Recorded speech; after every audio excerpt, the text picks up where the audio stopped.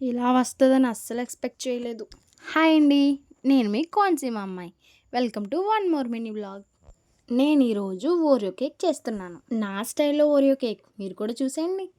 మనం పిండిని కలపడానికి ముందే కేక్ ప్యాన్‌ని రెడీ చేసుకోవాలి. మీ దగ్గర కేక్ ప్యాన్ ఉంటే కేక్ ప్యాన్, లేకపోతే ఏదైనా ఫ్లాట్‌గా ఉండే ఏదైనా బాక్స్ లాంటిదైనా చేయొచ్చు. నేను ఇక్కడ ఆయిల్‌ని అప్లై చేస్తున్నాను ప్యాన్‌కి అంతా. మీ దగ్గర బటర్ పేపర్ ఉంటే బటర్ పేపర్ పెట్టుకోండి, లేకపోతే గోధుమ పిండైనా మైదా పిండైనా ప్యాన్‌కి అప్లై చేయండి. నెక్స్ట్ కేక్‌ని బేక్ చేసుకోవడానికి ఒక ప్యాన్ తీసుకోవాలి. నేను కేక్ కోసమని ఓరియో బిస్కెట్స్ తీసుకుంటున్నాను. నెక్స్ట్ ఓరియో బిస్కెట్లోంచి వైట్ క్రీమ్‌ని సెపరేట్‌గా తీసుకోవాలి. తర్వాత ఓరియో బిస్కెట్లన్నీ మిక్సీ జార్లో వేసి మిక్సీ పట్టాలి. అది పూర్తిగా పొడిలా అవ్వాలి. ఆ పౌడర్ అంతా ఒక బౌల్లోకి తీసుకోవాలి. ఇప్పుడు ఇందులోనే 3/4 టీ స్పూన్ వరకు బేకింగ్ పౌడర్ని తీసుకుని ఇందులో కలపాలి. అలాగే టేస్ట్ కోసం నేను 1/2 టీ స్పూన్ వెనిలా ఎసెన్స్ని తీసుకున్నాను.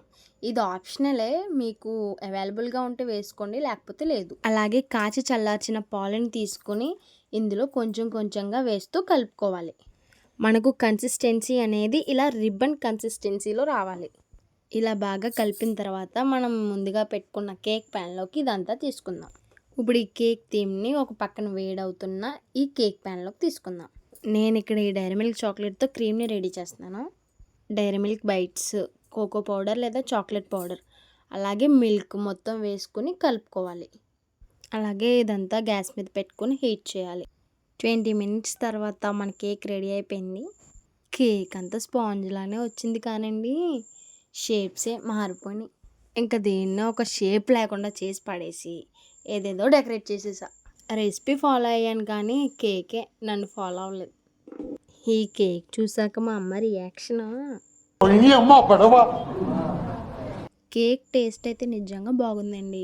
ఈరోజు వంట చేస్తే పెండ్ అయింది. సో అదండి ఈరోజు వంట ముచ్చట్లు. మళ్ళీ నెక్స్ట్ మినీ వ్లాగ్లో కలుద్దాం. Until then bye bye. Thanks for watching.